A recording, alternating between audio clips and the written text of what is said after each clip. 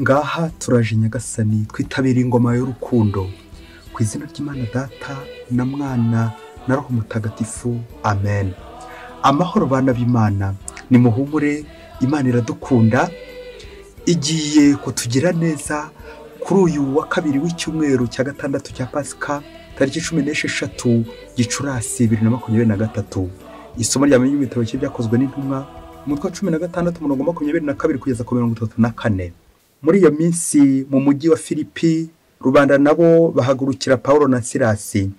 Nuko abacamanza babashishimurira imyambaro, bategeka ko babakubita ibiboko. Bamaze kubarema inguma, babajugunya mu buroko, bategeka umurinzi kubarinda byitayeho. Umurinzi ngo abone ko hari itegeko rikomeye, abashyira mu nzu yo hirya cyane, amaguru yabo yaboheye ku biti. Ahagana mu gicuku Paulo na Silasi barasenga, baririmba ibisingizo by'Imana, izindi mfungwa zibateza amatwi. Nuko ako kanya hawo umutingito ukomeye w'isi, imfatizo z'uburoko ziranyeganyega, imiryango yose ihita yikingura, iminyururu yari iboshye imfungwa zose iracikagurika. Umurinzi w'uburoko akangutse abona imiryango yose ikinguye, yibwira ko imfungwa zacitse, niko gukura inkota ashaka kuyica. Ariko Paulo atera hejuru cyane aramubwira ati, uramenye ntiwigire nabi, twese turi hano. Nuko umurinzi asaba urumuri, yinjira ahinda umushyitsi, maze yikubita imbere ya Paulo na Silasi.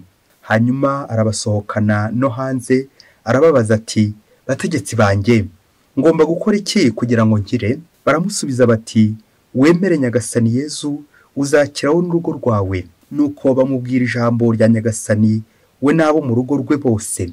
Ako kanya muri iryo joro arabajyana, yuhagira inguma zabo, aherako abatizwa hamwe n'urugo rwe rwose. Hanyuma ajyana Paulo na Silasi we, arabazimanira, yishimana n'abo mu rugo rwe bose, kubera ko yemeye Imana. Iryo ni ijambo ry'Imana. Uhoraho ndakogeza n'umutima wanjye wose, ndakuririmbira imbere y'ab'ijuru bose, mfukamye nerekeye ingoro yawe ntagatifu. Ndogeza izina ryawe, kubera impuhwe zawe n'ubudahemuka bwawe, kuko warangije amasezerano yawe, bigatuma ubwamamare bwawe burushaho kugaragara. Umunsi nagutakiye waranyumvise, maze urampumuriza, unyongerera imbaraga. Indyo yawe ituma nsinda, bityo Uhoraho azankorera byose. Uhoraho, impuhwe zawe zihoraho ubuziraherezo, ntuzaterera uremesheje ibiganza byawe. Uhoraho wandengeye, ubigirishije ububasha bwawe. Nyagasani Yesu ntabane namwe. Amagambo mu Ivanjili ntagatifu yanditswe na Yohani, umutwe wa 16 umurongo wa 5 kugeza ku 11. Muri icyo gihe Yezu agiye kuva kuri isi ngo asange se, abwira abigishwa bati, ubu rero nsanze uwantumye, none muri mwe ntawumbaza uti ugiye he? Ubwo mbabwiye ibyo, umutima wanyu wuzuye ishavu. Ariko mbabwira ukuri, ngiye byabagirira akamaro, kuko ntagiye umuvugizi ntiyabazamo, ariko ningenda nzamuboherereza. Kandi namara kuza, azereka ab'isi aho icyaha cyawe kiri, naho ubutungane buri, n'urubanza uko ruteye. Azabereka icyaha cyabo kubera ko batanyemeye, azaberekaho ubutungane buri, kuko ngiye kwa Data kandi mukaba mutakimbonye. Azabereka uko urubanza ruteye, kuko umutware w'isi yacira urubanza. Iyo ni Ivanjili ntagatifu. Ba Kristo bavandimwe, Yezu Kristo akuzwe. Ahangaha tugeze ni kuri buri munsi, uze guhava wahindutse uko Nyagasani ashaka, atari wowe uko ushaka. Nyagasani uduhindura uko ushaka, ahangaha kuri buri munsi. Amasomo y'uyu munsi araryoshye cyane, ubwo koko tugiye kwegera Imana, tugambiriye guhinduka, Imana iduhindura uko ishaka. Muri iki gihe cya Pasika, Yezu Kristo ari kwitegura kujya mu ijuru. Hari impanuro nyinshi ari kugenda duha. Ubwo ejo twumvaga umurimo wa Roho Mutagatifu, umuvugizi Yezu Kristo agiye gutwoherereza, Parakletos, Parakle, avoka, umuvugizi, bicaga tuvuganira cyane cyane igihe turi mu kaga, igihe turi mu mibabaro. Uyu munsi kuwa kabiri ho tujye kumva undi murimo wa Roho Mutagatifu, umurimo koko ukomeye cyane, Roho muvugizi koko akora, umurimo wo kwerekana icyaha, umurimo wo kwerekana ikibi aho giherereye, umurimo wo kwereka isi aho icyaha cyayo giherereye, ukanawerekana none ubutungane. Ni kuri iyo ngingo tujya kuzirikanaho uwo murimo wa Roho Mutagatifu wo kwerekana icyaha aho giherereye. Roho w'Imana nanjye aze kunyereka aho ubwanjye buherereye, ndetse naho ngerageza kwitwara neza, maze koko mpakomeze. anyereka ibintu uko bimeze, uko biri kose abinyereke kandi koko mbyumve. Uko biri kose mu buzima bwa buri munsi hari ibintu uba waragize umuco, karande, ingeso, ni ukukiberaho muri ubwo buzima busanzwe, ukiberaho ngaho wivuruguta aho ngaho, ariko umunsi wahuye na Roho Mutagatifu agakumurikira, azakwereka aho icyaha giherereye, maze koko ukivemo, maze koko ugana ubutungane. Ese ntimurabona abantu bashoreye umuntu bamujyanye kumufunga, reka tuvuge dutyo, kandi abagiye kumufunga aka kantu kita umubyeyi ari bo koko baruharwa, wenda uriya ari we begetse w'igihanga, ari bo bafatanye igihanga, kandi abandi bakoze ibyaha byinshi ari bo koko banamukurikiranye nibo bari kumucira imanza. Ba bantu bibye, ba bantu basahuye ari bo bari muri ankete zo gufatisha umujura, kandi ari bo bajura. Ntibiraba ngo mubabone bera abo bantu. Aha uzabibona, nibyo bibera hano ku isi byinshi cyane, uzajya ubibona. Umuntu wibye akaba ari uri muri ankete yo gufatisha igisambo, nuko rero bikaza kurangira koko uwo bafunze atari we gisambo, aho umufungishije ari we gisambo. Uyu munsi amasomo y'uyu munsi tujye kubona Roho Mutagatifu agiye kutwereka ukuri. Ubwo tugiye kunyarukira mu buroko. Mu buroko hakorerwa iki? Mu buroko usibye ko abantu bahafata nk'ahantu abantu bafungiye babuze uburenganzira bwabo, bavukije uburenganzira bwabo, ariko nanone igisobanuro cy'uburoko naho Imana ishobora kunyuza nanone ikiganza cyayo, ije kuturokora, ije kutugira neza, ije kutwereka n'ububi bwacu nabyo byabaho, ndetse nanone ikereka isi ububi bwayo, icyaha cyayo. Uyu munsi turaza kumva mu isomo rya mbere uburoko, ahantu hagiye kubera ibitangaza, ibitangaza by'Imana, ahantu hagiye kubera ibitangaza. Roho Mutagatifu agahatambuka agira ngo yerekane icyaho giherereye, yerekane ububi bw'isi, yerekane ububi bw'abantu aho buherereye. Twumvise Pawulo na Silasi intumwa ubwo bari bafunzwe, baziraga iki? Baziraga kogeza inkuru nziza y'Imana, nuko rero bagafungishwa n'abarubanda, ariko barubanda n'aba bakuru b'umuryango bagize ishyari bakabafungisha. Nuko rero bikaza kurangira Roho wa Nyagasani koko abafunguje akoresheje ububasha bwe, ububasha bw'Imana. Ese bagize ngo byarangira aho ngaho? Umurinzi w'uburoko yagize ubwoba amaze kubona ibibaye, imiryango y'uburoko yafungutse, nuko atangira agira ubwoba ati kambayeho, kambayeho, kambayeho, kubera ko nyine bari bamuhaye nyine umurimo ukomeye cyane kandi nawe akawitaho. Tujya kubona muri iri somo abantu batatu. Hari abayobozi, les autorités, bafungishije Pawulo na Silasi.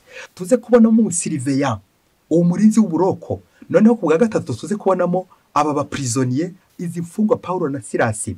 Iyi ordre, uyu murongo uhera ku bayobozi abakuru ugakomeza ku barinzi w'uburoko, ugakomeza ku muprisonnier, turaza kubona ko Roho w'Imana agiye gucurika uyu murongo kugira ngo yerekane ufunzwe koko, imfungwa nyirizina. Nubwo ba Pawulo rero bigaragara ko ari bafunzwe, ariko biraza kurangira tubonye ko les autorités, aba bayobozi, aba bakuru ari bo bafunzwe, baraza gusigara bo basigaye mu buroko, mu gihe Pawulo na Silasi bo bigendeye kera, nuko rero abo gasigara bari bo bafunzwe. N'ikimenyimenyi twumvise uburyo koko bari batanze itegeko ryo gufunga Pawulo na Silasi muri ubu buroko, bakabadadira bikomeye cyane, ariko Roho w'Imana araje afuguye inzugi bari bariho, akoresheje ko kubasha ubasha bw'ijuru uyu mutingito. Pawulo na Silasi gutya barabohotse, bari bafunzwe bazira iki? Inkuru nziza, babagiriye ishyari. Pawulo na Silasi bamaze kubohoka, murumva ko tugiye guhera aho ngaho hambere, imfungwa zimaze kubohoka, noneho hasigayemo wari uzifunze, umurinzi w'uburoko. Umurinzi w'uburoko ngo akangutse, ngo abona imiryango yose y'uburoko yakingutse, nuko atangira agira ubwoba, ngo ndetse ngo yashatse kwigira nabi, yashatse kwimanika, yashatse kwiyahura.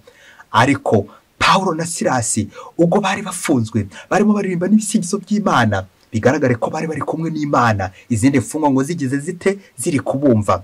Biza kugera igihe koko ari bo baje guhumuriza uyu murinzi w'uburoko, ati humura, turi hano twese, turacyari hano. Biza kurangira koko babandi bari bahungabanye ari batangiye guhumuriza, bagiye gukora ubutumwa bukomeye cyane muri ubu buroko, baze guhindura mbere na mbere uyu murinzi w'uburoko. Aka kantu karasekeje, uburyo koko bari abategekwa, zari imfungwa, ariko bagiye guhindukira baba abategetsi. Ubwo uyu murinzi w'uburoko ababwiye ati bategetsi banjye, ngomba gukora iki kugira ngo nkire? Amen, amen, amen. Iri jambo rirakomeye cyane. Nyuma y'uko koko nawe yiboneye ububasha bw'Imana, ba Pawulo na Silasi ubwo bahindutse abategetsi kandi zari imfungwa, nuko uyu murinzi atangiye kubona ububasha bw'Imana, atangiye kubona Imana, abantu b'Imana atangiye kubamenya.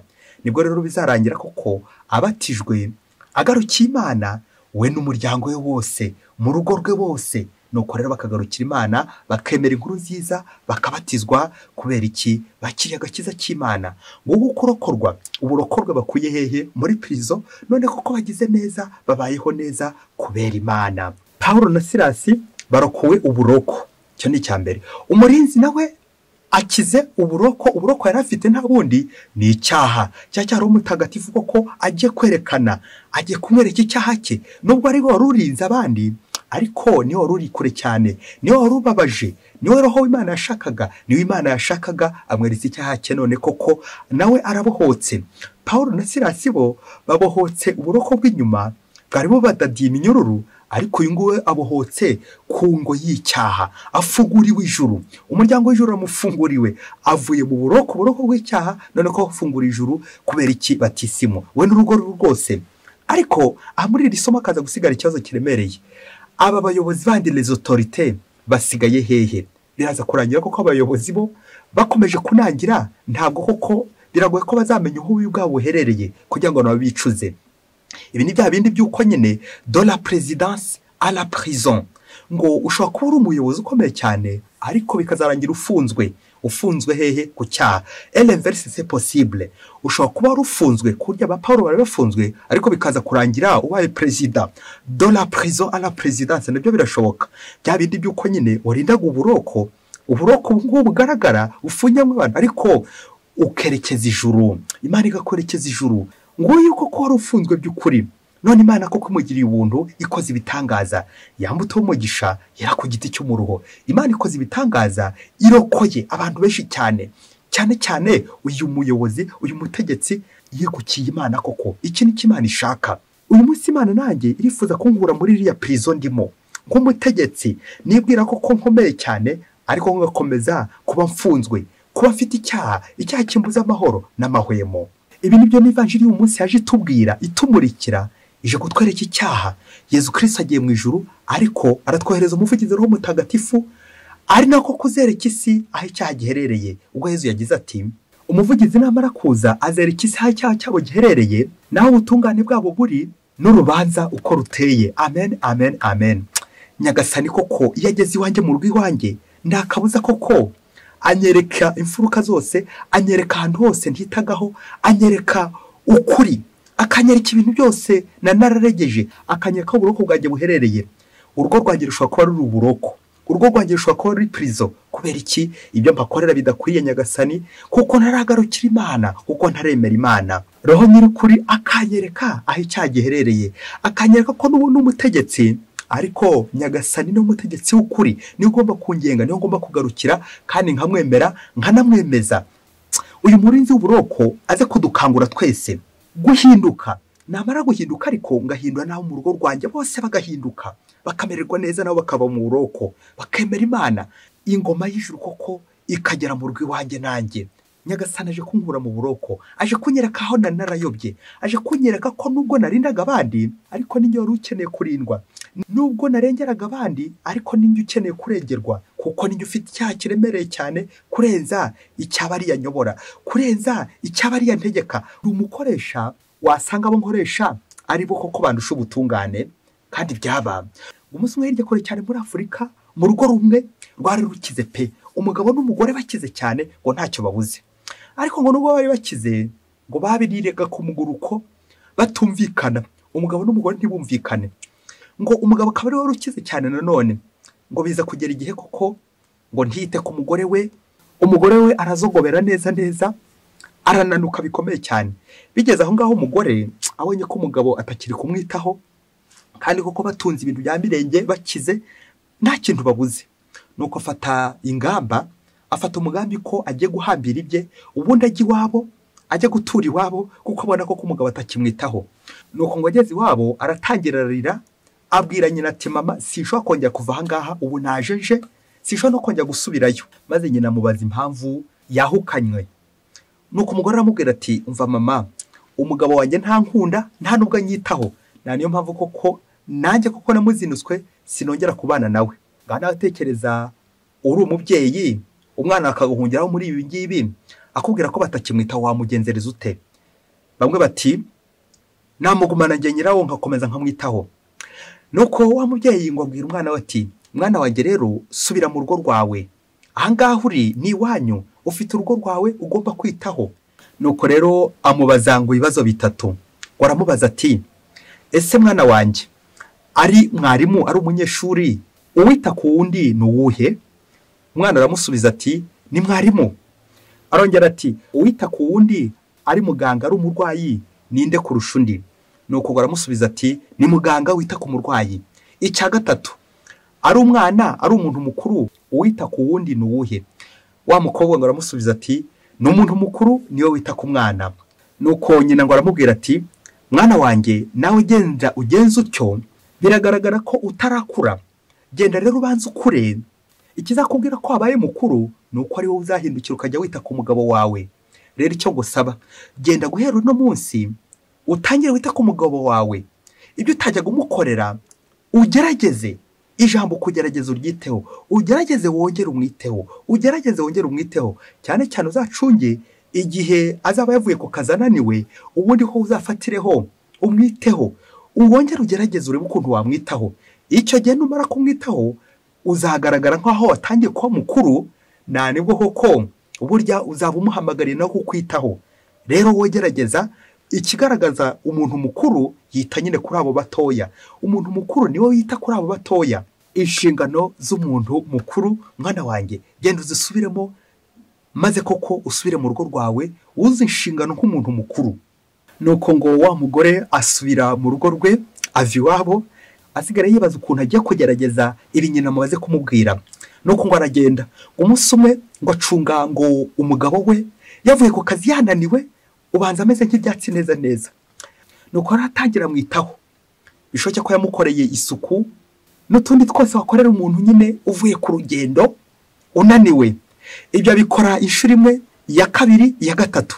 Agiye kubona, atangira kubona umugabo, atangiye kumusekera, atangiye guterura ikiganiro mu rugo, ndetse akanamubaza ngo urifuza iki madame, ukeneye iki? Gutyo. Sibwo se igihe cyageze koko wa mugabo nawe atangira koko kumwitaho, kumuganiriza, ikiganiro kiba mu rugo rwose kimera neza. Ngo nyuma y'ukwezi kumwe wa mugore yasubiye iwabo, agiye kubwira nyina uko byagenze mu rugo, uko yitaye ku mugabo nuko yagerageje bya bindi byose nyina yamubwiye. Nyina ngo aramubaza ati mwana wanjye wabigenje ute? Mama, nakoze akantu koroheje gusa, nagiye ncungaje ananiwe ko nk'uko wabimbwiraga, ngamushyuhiriza amazi, ubundi ntangira kumwoza, ndamukarabya, mwitaho uko bishoboka byose, mukorera isuku. Nayikoze iminsi 3 gusa, ubundi ntangira kubona mvugisha neza. Ubu rugo rumeze neza, meze neza mu rugo rwanjye rwose, tubanye neza n'umugabo wanjye. Iyo utakiza kungira inama, urugo nandi usenye byari birangiye. Kandi koko nta kintu gikomeye cyane nakoze, nako koroheje gusa nakoze ko kumwitaho gusa. Ubu ngubu tubanye neza, urugo rwacu koko ni intangarugero, meze neza mu rugo rwanjye, umugabo wanjye tubanye neza, turakundanye, ntacyo mbuze mu rugo rwanjye. Amen, amen, amen, amen. Bakristo bavandimwe, Yezu Kristo akuzwe. Nguko uko ingo zacu natwe dushobora kuzihindura ijuru. Urugo rwiza ni ijuru rito. Nguko uko nshobora gukora agakorwa kamwe gusa, urugo rwanjye rwose rugahinduka neza. Nguyu murinzi twumvise umurinzi w'uburoko, urugo rwe Nyagasani koko yarutambutsemo, yemera kubatizwa, we n'urugo rwose barabatizwa. Nanjye nze kureba niba urugo rwanjye rutakiri muri prison. Kubera iki? Kubera ko ntakirwitaho, kubera ko nigize mukuru, nigize umutegetsi, nigize umuntu koko igihangange. Ntabwo nshaka kongera gukora ngo imirimo y'ubucakara, kandi koko ariyo ngiyo yankagize mukuru, kandi ariyo ngiye igomba kungira mukuru. Kwita ku mugabo, kwita ku bana, gukora isuku mu rugo, bikaza kurangira koko mbaye mukuru. Umuntu mukuru ryari? Umuntu mukuru ryari ndi Yezu Kristo avuga no wita ku bandi nyine. Cyo nicyo gisobanuro cy'umuntu mukuru. Burya umuntu w'umwana abakeneye ko we bamwitaho, nkeneye ko banyitaho. Burya mu Kristo muvana akantu ngiye kuvuga cyo utongo dutatu. Nuhura n'umuntu akagenda yivovota ati ntibanyitaho, ntacyo bankorera, barantereranye. Aha, danger de mort, uwo ngo aracyari umwana. Kuko nyine umwana abakeneye kwitabwaho, naho umuntu mukuru we yita ku bandi.